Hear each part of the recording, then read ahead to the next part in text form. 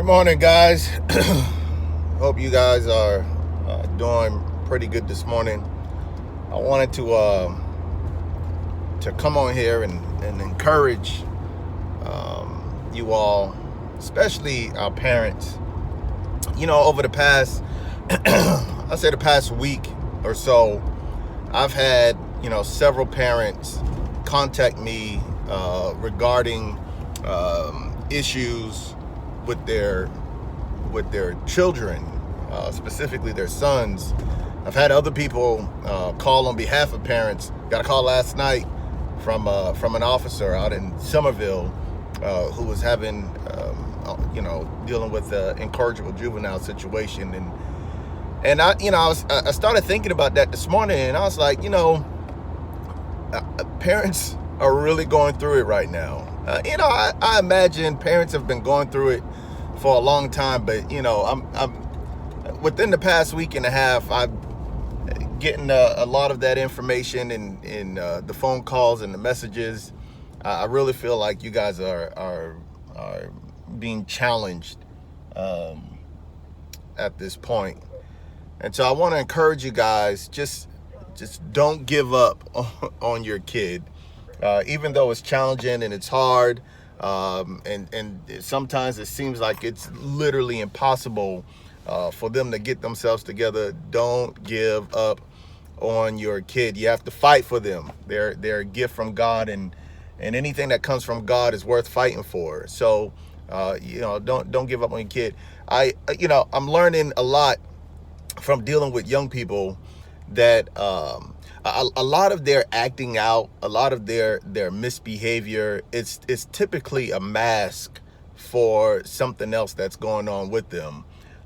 Whatever it is, whether it's insecurities or low self-esteems, or they don't have great confidence within themselves, or maybe it's a lack of trust. Whatever it is, their acting out is typically a mask of the real issue that's going on with them. A few weeks ago, we met with some of the young men that's going to be joining our exchange program, these juvenile offenders.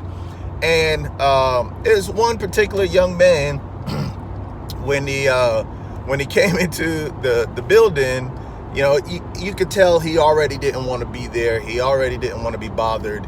Him and his mom sat down at the table. He sat all the way at the end of the table while his mom filled out the paperwork and put his head down.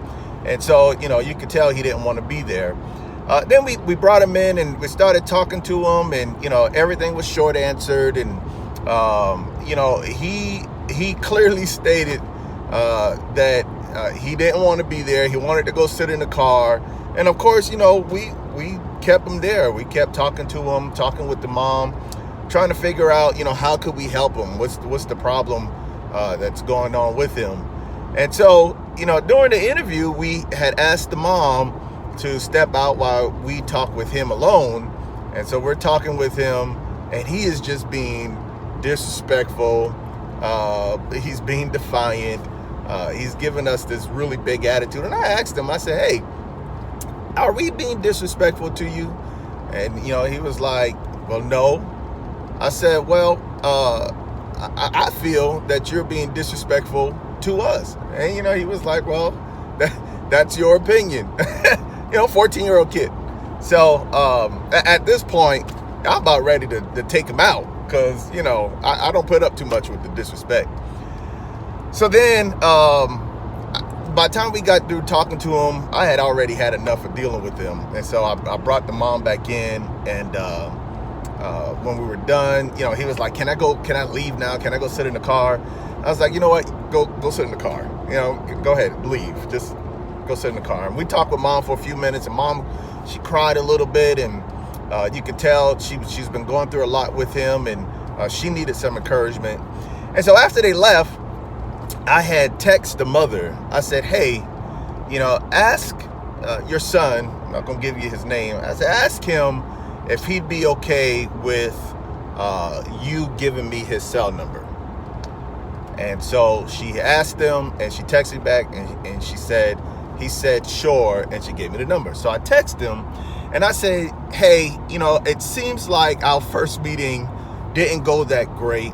Right now, the impression that I have of you, it's really not a great impression, and I don't believe this is who you really are. I said, so let's get together next week for lunch. And so he said, sure. And I told him, I said, hey, save my number in your phone. And, if you need me in between now and then, hit me up. And he was like, okay. I said, did you save my number in your phone? He said, yes, sir. I said, well, prove it. So he screenshot it. And so my name in his phone was my friend. And so I started thinking about the receptiveness, if that's a word, that I was getting from him, how he was being so receptive at this point, but just like 30 minutes ago, I wanted to take you out. You was being very disrespectful. And I thought about it, and me and my partner, we talked about that situation. It was like, these kids, they often put up a wall because they don't want to let people in. And why they don't want to let you in? Because folks that they've probably let in the past didn't stick around. They didn't hang in there because, this kid had a whole lot going on. And, kids, they're used to that. They're used to people coming into their lives saying, hey, you know what? I'm going to give you a chance. I'm going to work with you. I'm going to help you out. And when the going gets tough, people leave them. They throw in the towel. They give up the fight. And so, we could imagine for this kid, he was probably used to that. And so we met up, 3 days later. I picked him up and we went to Chick-fil-A for lunch. Yes, I love Chick-fil-A. And we sat at Chick-fil-A, guys, for an hour and a half, and we talked. And he opened up. In fact, I learned within that hour and a half that he is actually a really great kid with a great heart that has a lot of issues. And so I took him home, and before he got out the car, he asked me if we could hang out again. Yeah, the kid that was disrespectful, the kid that was full of attitude, the kid that I wanted to take out, ask if we can hang out again. You know why? Because he just simply want to know that someone genuinely cares for him and is willing to fight for him. And so we hung out again. A couple of days later, went to the movies. And I actually found out that that was his first time going to movie theaters here in Charleston. He's been living in Charleston for over 10 years. So I want to encourage you parents, don't give up on your kids. And then connect them with individuals in the community that will fight for them. Sometimes our issue as parents is we want to fight for our kids by ourselves, and we don't want to get people in our business. Stop that. Put your pride down. Get some people's support system involved with your child and help them be successful. And I talk about this in my book, A Gift Worth Fighting For. Go out and purchase the book if you hadn't got it yet. It's on Amazon and Barnes & Noble. But, find a mentor for your kids. One thing that we learned with talking with all of the boys for the exchange program is none of them had a mentor. Most of them fathers weren't involved, and none of them had a mentor. None of them never had a mentor. Any of them, they didn't have a mentor. And, that's crazy, right? And it kind of explains why they're dealing with some of the situations that they're dealing with, because they don't have a mentor. As parents, find a mentor. There are hundreds of programs right here in the Tri-County area that are mentoring programs that you can connect with.